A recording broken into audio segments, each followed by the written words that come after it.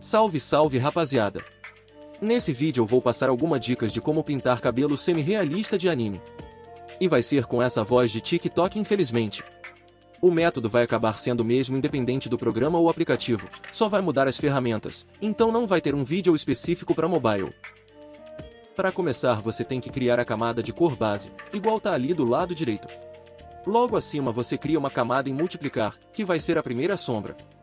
Feito isso você vai parar para olhar quais mechas vão ficar por cima e quais vão ficar por baixo, ou nas bordas, para ficar mais fácil de você pintar. Nessa imagem acho que dá para entender melhor.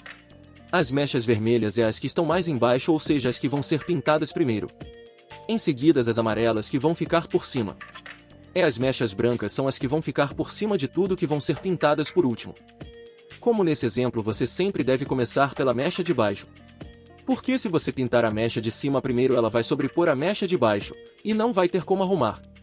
Fazendo a mecha de baixo primeiro você pode pintar por cima ou até fora da mecha e depois só apagar, onde seria a mecha de cima é pintar ela. Pode ter ficado um pouco confuso, mas se você tentar praticar deve entender melhor. Ou se não for um cabelo com tantas mechas, você pode usar o laço.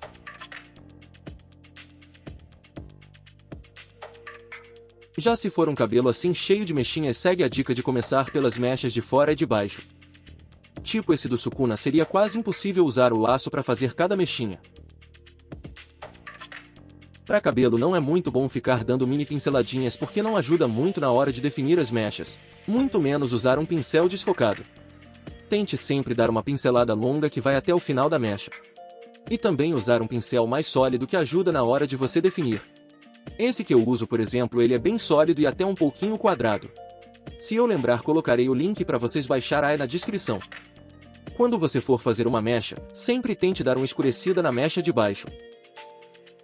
Aí depois você usa um pincel tinta dura para apagar onde você vai fazer a mecha de cima. Se você não fizer isso não vai dar muito contraste entre uma mecha e outra, vai parecer que as mechas estão na mesma altura.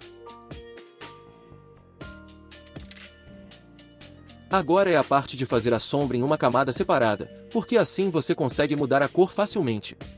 Explicando também porque eu fazia na cor azul onde seria a sombra, é porque é mais fácil de ver, e mudar a cor depois eu achava mais fácil assim.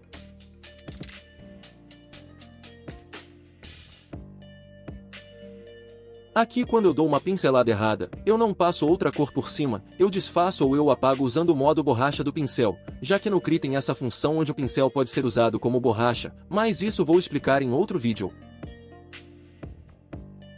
Então lembra de sempre fazer a sombra em uma camada separada, caso você queira ajustar a cor dela depois. Porque se eu passar outra cor por cima eu não consigo alterar a cor depois. Na finalização do cabelo eu faço uma camada no modo sobrepor e passo uma cor bem clara para ir fazendo a luz. Vou deixar aí na descrição umas partes brutas sem edição de pintura de cabelo caso queiram ver. Sem estar acelerado.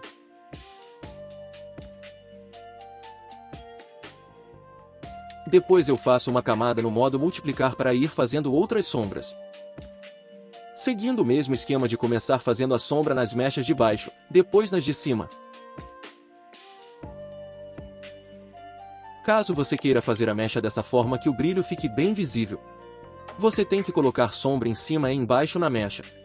Porque entre essas duas sombras vai gerar um contraste e destaque para essa luz.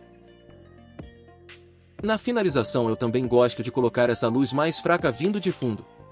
Acho que ajuda a dar mais profundidade em alguns cabelos.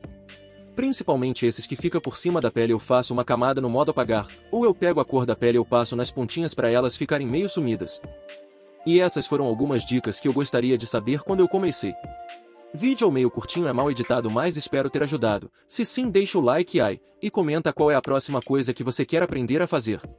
Não esquece de me seguir lá no Instagram também, está aparecendo aí na tela.